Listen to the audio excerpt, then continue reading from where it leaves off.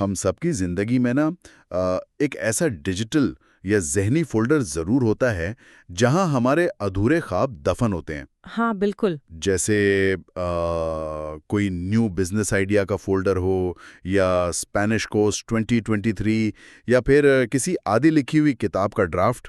मतलब अक्सर जब हम इन अधूरे प्रोजेक्ट्स को देखते हैं तो सबसे पहला लफ्ज़ जो ज़हन में आता है वो है आलस, यानी लेज़ीनेस। सही। लेकिन क्या हो अगर साइंस ये साबित कर दे कि ये आलस बिल्कुल नहीं है? क्या हो अगर असल में ये एक केमिकल विड्रॉल हो और इंसानी दिमाग नए आइडियाज को किसी खतरनाक ड्रग की तरह इस्तेमाल कर रहा हो? ये बहुत इंटरेस्टिंग पॉइंट है। आज के इस गहरे जायजे में हमारी डिस्कशन का बुनियादी मकसद एक इंतहाई आंखें खोल देने वाली तहरीर की तह तक जाना है। इसका टाइटल है the addiction of starting and the art of finishing. तो ओके, लेट्स अनपैक दिस, क्योंकि पिछले कुछ सालों में देखा गया है कि इंसान बड़े जोश और जज्बे के साथ बहुत सी नई चीजें शुरू करता है, ये सोच कर के इस दफा सच में कुछ अलग होगा। हाँ, इस दफा मैं कमिट करूंगा। एग्जैक्टली। पर नतीजा वही अधूरापन निकलता है। तो आज हम यही ढूंढने की कोशिश करेंगे कि लोग लगातार नए कामों की शुरुआत क्यों करते हैं और उन्हें मुकम्मल क्यों नहीं कर पाते। अच्छा, अगर हम उन अधूरे शुरू किए गए प्रोजेक्ट्स की फहरिस्त को गौर से देखें ना, तो सबसे पहली चीज जो समझ आती है वो ये है कि प्रॉब्लम मोटिवेशन की कमी का नहीं है। अच्छा, हाँ, इस पूरे मसले में एक बहुत ही डीप साइकोलॉजिकल मैकेनिज्म इन्वॉल्व है। इंसानी दिमाग का एक अपना सिस्टम है जो नए आइडियाज, नए प्रोजेक्ट्स और शुरुआत का बुरी तरह आदी हो जाता है। लोग इस रवैये पर खुद को बुरा भला कहते हैं, सेल्फ ब्लेम का शिकार होते हैं। राइट। वो सोचते हैं कि उनके अंदर कमिटमेंट नहीं है। बिल्कुल। लेकिन यहाँ तहकीक एक बिल्कुल मुख्तलिफ कहानी सुनाती है। हकीकत में ये इरादे की कमजोरी नहीं है, ये बल्कि न्यूरोकेमिस्ट्री का एक बहुत बड़ा खेल है जो इंसान को मुसलसल नए आइडियाज के नशे में उलझा कर रखता है। तो इसका मतलब है कि जब कोई शख्स अपने अधूरे कामों की लिस्ट देखता है तो असल रुकावट वो नहीं होती जो नजर आ रही होती है। मतलब अगर हम एक सिंपल कैलकुलेशन करें, पिछले 2 सालों में जितनी चीजें शुरू की गईं और जितनी फिनिश की गई, उन दोनों के दरमियान जो मैथमेटिकल गैप है, यानी जो फर्क है, वही असल रुकावट है। हाँ, वही गैप असल मिस्ट्री है। वक्त वो नया आइडिया शुरू किया गया था तो वो कोई दिखावा नहीं था, नीयत बिल्कुल साफ थी। और इंसान उस मकसद को हासिल करने के लिए पूरी तरह सीरियस भी था। तो अगर नीयत असली थी, रिसोर्सेज मौजूद थे, तो फिर अचानक ब्रेक क्यों लगती है? क्या क्या लोग अपने आप से झूठ बोलते हैं? देखिए, व्हाट्स फैसिनेटिंग हियर इज कि इंसान अपने से झूठ नहीं बोल रहा होता, बल्कि उसका अपना दिमाग उसके साथ एक इल्यूजन क्रिएट कर रहा होता है। अच्छा, एक इल्यूजन। हाँ, इंसान को हमेशा एक बहाना चाहिए होता है ताकि वो अपने सेल्फ एस्टीम को बचा सके। लेकिन इंटेंट या नीयत सच में 100% रियल होती है। जैसे अगर किसी ने डिसाइड किया कि वो नई लैंग्वेज सीखेगा, उसने ऐप डाउनलोड की, पहले 2 दिन 3-3 घंटे लगाए, तो वहाँ दिखावा नहीं था। सही, वो जेन्युइनली एक्साइटेड था। बिल्कुल। मसला उस नियत में नहीं है। असल मसला वो खामोश दुश्मन है जो उस पहले कदम के बाद दबे पांव आता है। ये रुकावट किसी बैरूनी हालात की वजह से नहीं आती, बल्कि जहन के अंदर से आती है। वाह। और क्योंकि ये दुश्मन नजर नहीं आता ना, तो इंसान हर दफा यही सोचता है कि मेरे अंदर ही डिसिप्लिन की कमी है या मैं फेल होने के लिए ही बना हूं। ये सेल्फ ब्लेम तो बहुत कॉमन है। मैं इस बायोलॉजिकल फोर्स को ना एक एनोलॉजी से समझने की कोशिश करता हूँ। फर्ज करें किसी ने एक इंतहाई महंगी हाई परफॉर्मेंस स्पोर्ट्स कार खरीदी। ओके। इंजन ठीक है, मंजिल का पता है और ड्राइवर सफर पर निकलने के लिए पूरी तरह तैयार है। ओके। लेकिन मसला ये है कि वो कार एक बहुत ही नायाब और ख़ास किस्म के फ्यूल पर चलती है, जिसे हम स्टार्टअप फ्यूल कह सकते हैं। जैसे इंजन ऑन होता है, टैंक इस फ्यूल से फुल होता है, लेकिन हाईवे पर 10 मील चलने के बाद वो ख़ास फ्यूल अचानक ख़त्म हो जाता है। समझ रही हूँ। अब गाड़ी खराब नहीं हुई, नियत भी ठीक थी, सफ़र भी ठीक था, लेकिन वो स्पेशल फ्यूल ख़त्म हो गया और अब उस भारी गाड़ी को आगे धकेलना पड़ रहा है। अगर सफर पूरा करना है तो बाकी का रास्ता धक्का लगा के तय करना होगा। तो क्या साइकोलॉजी भी इस स्टार्टअप फ्यूल के बारे में कुछ ऐसी ही बात करती है? ये एनालॉजी बिल्कुल परफेक्ट है उस मैकेनिज्म को समझने के लिए जिसे साइकोलॉजी ने डिकेड्स तक स्टडी किया है। इस स्टार्टअप फ्यूल का साइंटिफिक नाम डोपामीन है। डोपामीन, पर वो तो खुशी का केमिकल होता है ना? यही तो, आमतौर पर लोग डोपामीन को सिर्फ खुशी या प्लेजर का केमिकल समझते हैं, लेकिन हकीकत में ये एंटिसिपेशन का केमिकल है, यानी किसी चीज की उम्मीद और मोटिवेशन का। इस पूरे मसले को साइंस की जुबान में अराइवल फैलेसी और नॉवेल्टी एडिक्शन का नाम दिया जाता है। अराइवल फैलेसी, ये क्या होती है? अराइवल फैलेसी का मतलब ये फॉल्स बिलीफ है कि जब मंजिल मिलेगी तब खुशी हासिल होगी। लेकिन इंसानी दिमाग मंजिल का वेट नहीं करता। दिमाग अपना सबसे बड़ा और पावरफुल रिवॉर्ड उस वक्त रिलीज करता है जब कोई इंसान किसी नए मकसद की तरफ पहला कदम उठाने का सिर्फ फैसला करता है। वेट, वाकई यहां से चीज बिल्कुल इंटरेस्टिंग हो जाती है। इसका मतलब ये है कि हमारा दिमाग एंड रिजल्ट पर नहीं बल्कि सिर्फ प्लानिंग फेज पर ही खुश हो जाता है। बिल्कुल। जैसे अगर किसी ने किसी दूसरे मुल्क का टूर प्लान करना है, डेस्टिनेशन चुनना, होटल्स की तस्वीरें देखना, फ्लाइट्स चेक करना, इस प्लानिंग फेज में इंसान एक अजीब से जोश और हाई में होता है। हाँ, पूरी एनर्जी होती है। लेकिन जब असल सफर शुरू होता है, लगेज पैक करना पड़ता है, लंबी फ्लाइट की थकान होती है, एयरपोर्ट पे लाइन में लगना पड़ता है, तो वो सारा जोश गायब हो जाता है। तो क्या दिमाग सिर्फ डोपामीन का फ्लड रिलीज करके हमें स्टार्ट करने का आदी बना रहा है, क्योंकि प्लानिंग में फिजिकल मेहनत नहीं लगती? असल में प्लानिंग फेज में दिमाग को लगता है कि उसने मकसद तय कर लिया है और अब सब कुछ आसान होगा। नए आइडिया के आते ही दिमाग में डोपामीन का सैलाब आता है। राइट। और ये सैलाब इतना स्ट्रांग होता है कि इंसान को अपना वो हाईली प्रोडक्टिव, फोकस्ड और कामयाब वर्जन बिल्कुल असली लगने लगता है। लेकिन जैसा कि उस स्पोर्ट्स कार की एनालॉजी में था ना, ये केमिकल फ्यूल लामहदूद नहीं है। हाँ, टंकी कभी तो खाली होगी। एग्जैक्टली एक पॉइंट आएगा जब ये इनिशियल रश खत्म होगा, और जब वो रश खत्म होता है तो इंसान एकदम से जमीन पर आकर गिरता है। ये लेजीनेस नहीं है, ये एक केमिकल ड्रॉप है जिसे बर्दाश्त करना आम इंसान के लिए बहुत मुश्किल होता है। Oh wow!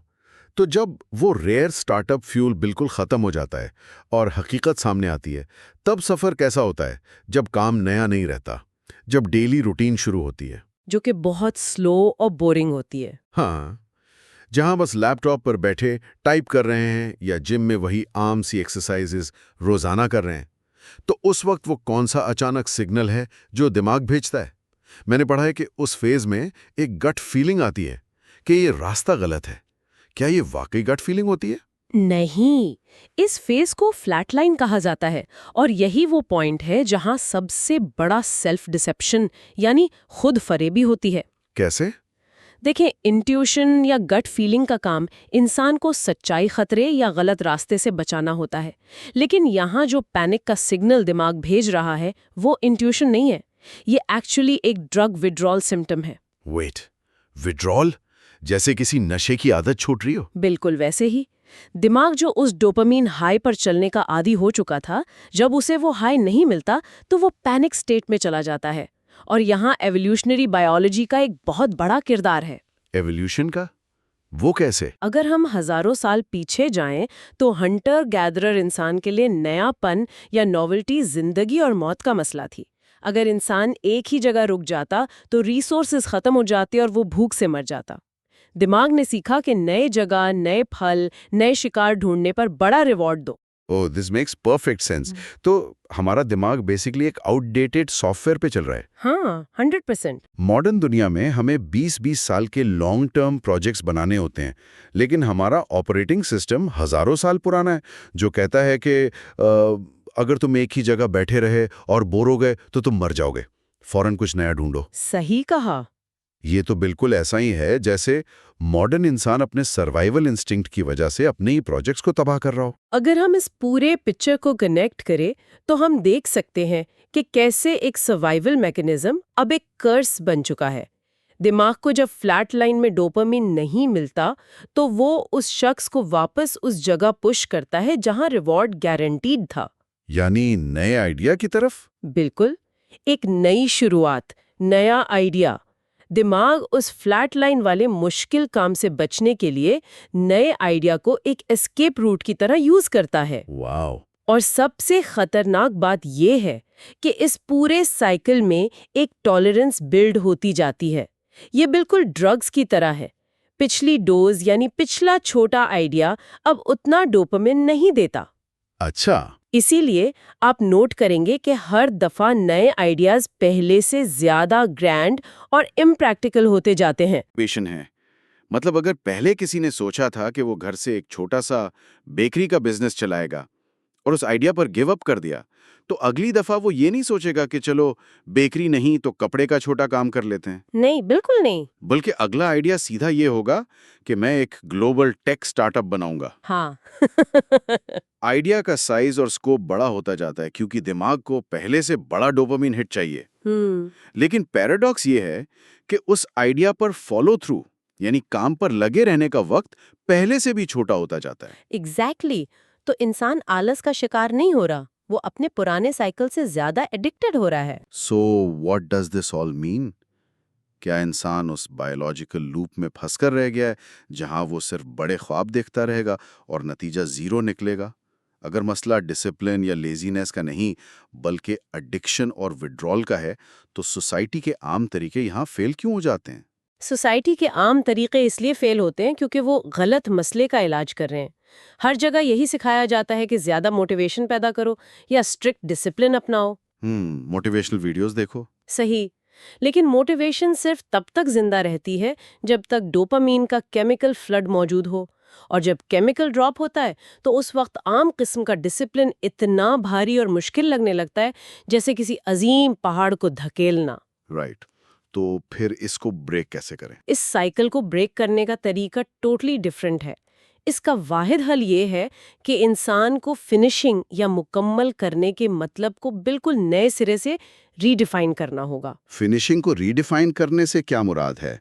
क्योंकि हम तो यही देखते हैं ना कि जो लोग सक्सेसफुल होते हैं वो मुसलसल अपने मकसद से प्यार करते हैं, सुबह जल्दी उठते हैं और हर वक्त मोटिवेटेड रहते हैं।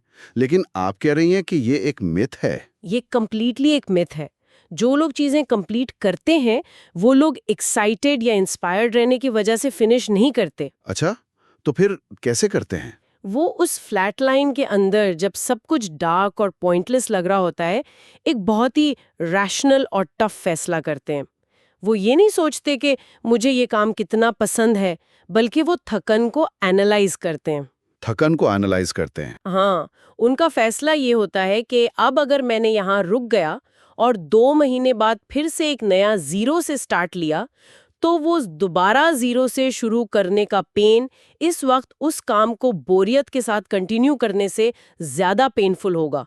ये इंस्पिरेशन नहीं है, ये एग्जॉशन का इस्तेमाल है। थकान उनका फ्यूल बन जाती है। ओह वाह! ये एक पैराडॉक्स है जो समझने में थोड़ा वक्त लगता है। यानी असल में कामयाब होने वाला इंसान थक चुका होता है। वो इन अधूरे स्टार्ट्स के साइकिल से इतना बोर और थक चुका होता है कि वो डिसाइड करता है कि इस दफा रुकने के बजाय बोरियत बर्दाश्त करना बेहतर है। बिल्कुल सही पकड़ा आपने। यहाँ मोटिवेशन ढूंढने के बजाय एग्जॉशन का प्रैक्टिकल यूज हो रहा है। असल आदत उस दिन नहीं बनती जब इंसान जोश में पहला कदम उठाता है। असल हैबिट उस दिन बनती है जब एक्साइटमेंट पूरी तरह मर चुकी होती है। सही कहा। दिमाग पूरी कुमत से चिल्लाता है कि ये ठीक नहीं है, चलो कुछ और करते हैं, पर इंसान फिर भी वहीं अपनी जगह खड़ा रहता है और वही बोरिंग रिपीटेटिव काम आगे बढ़ाता है। This raises an important question. हम अक्सर परफेक्ट होने के ख्वाब देखते हैं और इस चक्कर में फंस जाते हैं कि या तो मैं 100% परफेक्ट काम करूंगी या फिर जीरो पर वापस चली जाऊंगी। हाँ, ऑल और नथिंग माइंडसेट। एग्जैक्टली। लेकिन इस फिलॉसफी के मुताबिक परफेक्ट होने और जीरो पर खड़े रहने के दरमियान एक इंतहाई मजबूत रास्ता मौजूद है। वो रास्ता है उस गैप को छोटा करना। इस साइकिल को तोड़ने के लिए एक बहुत प्रैक्टिकल अप्रोच 90 डेज का रूल है। 90 डेज का रूल, ये क्या है? कोई एक सिंगल प्रोजेक्ट चुने और उस पर 90 डेज लगाएं।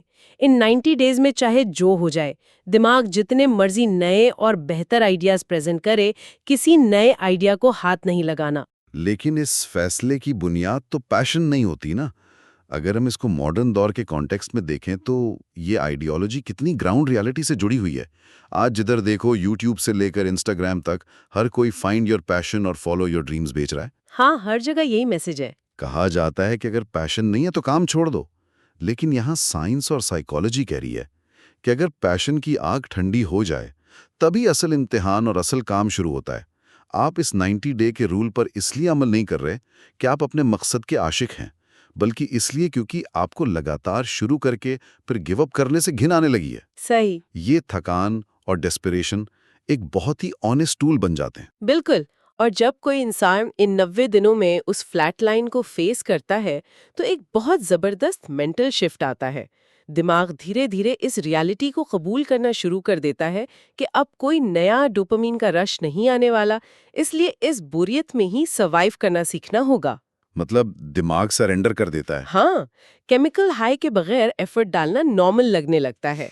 और जब इंसान इस फ्लैट लाइन में टिकना सीख जाता है तो सबसे बड़ा फायदा ये होता है कि वो उस जलील करने वाले सेल्फ ब्लेम और गिल्ट से निकल आता है जो असल में उसकी मेंटल ग्रोथ को खा रहा था। राइट। उसे समझ आ जाती है कि मैं लेजी नहीं हूँ, मेरा दिमाग बस मुझे ट्रिक कर रहा था और अब मैं उस ट्रिक को समझ गई हूँ। इस डीप डाइव के बिल्कुल आखिरी हिस्से में मैं ये जरूर कहूंगा कि इस पूरी साइकोलॉजी को समझने के बाद एक अजीब सा सुकून मिलता है। सबसे बड़ी राहत की बात यह है कि हमारा और आपका दिमाग हमारा दुश्मन नहीं है। बिल्कुल नहीं। वो हमें जानबूझकर फेल होते नहीं देखना चाहता। वो सिर्फ उन पुराने एवोल्यूशनरी पैटर्न्स पर चल रहा है जो एनर्जी सेव करने और शॉर्ट टर्म रिवॉर्ड्स लेने पर सेट हैं। असल डिसिप्लिन उस केमिकल फ्लड में बह जाना नहीं है। सही कहा। असल डिसिप्लिन उस 90 दिन के पीरियड और फ्लैट लाइन की रियलिटी को मानना है। डिसिप्लिन ये नहीं कि हम हर रोज फुल पावर के साथ बेड से बाहर आएं। डिसिप्लिन ये है कि जब अंदर से आवाज आए कि ये सब बेमकसद है, उस वक्त ठहर जाना और उस डिस्कम्फर्ट को कबूल कर लेना। और इसी एक्सेप्टेंस का नाम अडल्टिंग है या मैच्योरिटी है। ये माइंडसेट एक इंसान को परपेचुअल स्टार्टर यानी हमेशा शुरुआत करने वाले के पिंजरे से निकालकर एक फिनिशर बनने की आज़ादी देता है। जब थकन से दोस्ती हो जाती है तो कोई भी नया आइडिया आपको रास्ते से हटा नहीं सकता। इस जाविये को जहन में रखते हुए मैं एक आखिरी सोच, एक ऐसा ख्याल यहाँ छोड़ना चाहूंगा जो इस पूरी कॉन्वर्सेशन की फिलॉसफी को एक नई सिमत में ले जाता है। अच्छा। हाँ, देखें, अगर सच में फिनिशिंग का असल राज उस एग्जॉस्शन और बोरियत को दोस्ती में बदलने में छुपा है, तो हमारी मॉडर्न सोसाइटी के बारे में ये क्या कहता है? हम एक ऐसी इकोनॉमी में जिंदा हैं जो 24 घंटे हमें मुसलसल पैशन, एंटरटेनमेंट और स्क्रीन्स के जरिए नयापन यानी कांस्टेंट नॉवेलिटी बेचती रहती है। बहुत गहरी बात है ये। हर नई पोस्ट, हर नया ट्रेंड एक नई शुरुआत का सस्ता नशा है। तो क्या ये मॉडर्न दुनिया असल में इंसानी दिमाग को फेल होने के लिए प्रोग्राम कर रही है? शायद आज के इस शोर में सबसे बड़ा इनकलाब ये नहीं है कि हमें क्या नया और अजीम आइडिया सोचना चाहिए, बल्कि सबसे बड़ा इनकलाब ये है कि हम बोर होने, चुप रहने और इस बेमकसद लगने वाले फ्लैट लाइन सफर में खामोशी के साथ कितनी देर तक टिक सकते हैं।